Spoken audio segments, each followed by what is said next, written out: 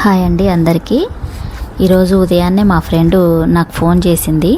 Phone చేసి ఇంటికి రావాలి నువ్వు అని అన్నది. ఎందుకు ఏంటి అంటే ఈరోజు ముష్కూరు పుట్టినరోజు కదా, కొంచెం పిల్లలందరికీ బిర్యానీ చేసి పెడదాం అనుకుంటున్నాను అన్నది. అవునా, ముందు వద్దనుకున్నావు కదా అంటే మళ్ళీ ఎందుకో నాకు అనిపించింది చేద్దాము నువ్వు రా అనేసరికి నేను ఇక్కడ నుంచి ఉదయం 10:30-11కి అక్కడికి వెళ్ళానండి. వెళ్ళాక తనకు కూడా కొంచెం హెల్ప్ చేయాలి కదా, నేను సంగటి చేస్తే అది చికెన్ చేసింది. మధ్యాహ్నానికి అనమాట. అది సాయంత్రం బిర్యానీ ప్రిపేర్ చేస్తాము. వాళ్ళ మమ్మీ డాడీ కూడా వచ్చారు, మా ఫ్రెండ్ మమ్మీ డాడీ కూడా వచ్చారు.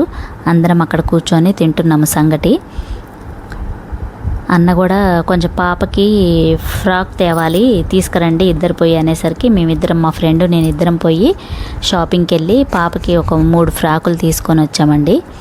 అలాగే వచ్చాక బిర్యానీ చేయాలి కాబట్టి మళ్ళీ టైం అయిపోతుంది, పిల్లలందరూ వస్తారు మళ్ళీ అని చెప్పి ఫాస్ట్గా వచ్చేసి బిర్యానీ ప్రిపేర్ చేసాము.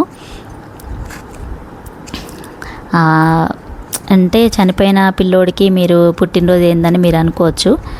ఒక్కగానొక్క కొడుకు కదండి, లేకపోయేసరికి పిల్లలందరూ వస్తే వాడొచ్చిన ఫీలింగ్ ఉంటుందని అందరికీ భోజనాలు పెట్టాలని అనుకుందంటండి.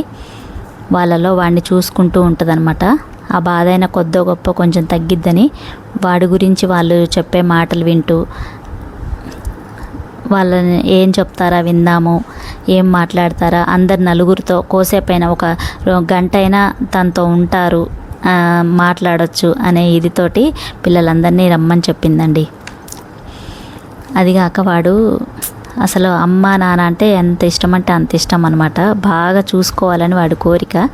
MBA చేశాడండి పిల్లోడు, కానీ పాపం లేకుండా అయిపోయింది.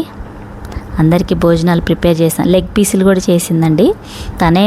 నేను వచ్చేసరికి కలిపి పెట్టి ఉంచిందనమాట. నేను ఓన్లీ ఆ స్టవ్ మీద వేసి కలదిప్పి బిర్యానీ చేశాను అంతే.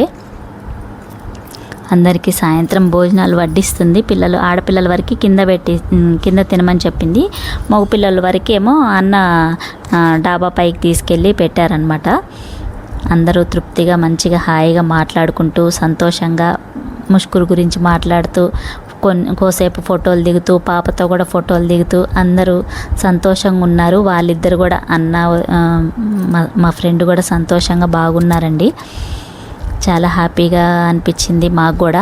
అక్కడ పోయి ఉన్నాం కదా మేమందరము. తను కూడా కోసేపు అయినా కొద్ది గొప్ప హ్యాపీగా ఫీల్ అయింది. అప్పుడప్పుడు సండే వెళ్తుంటానండి నేను. వాళ్ళు ఉండేది ఇద్దరే అనమాట ఇంట్లో.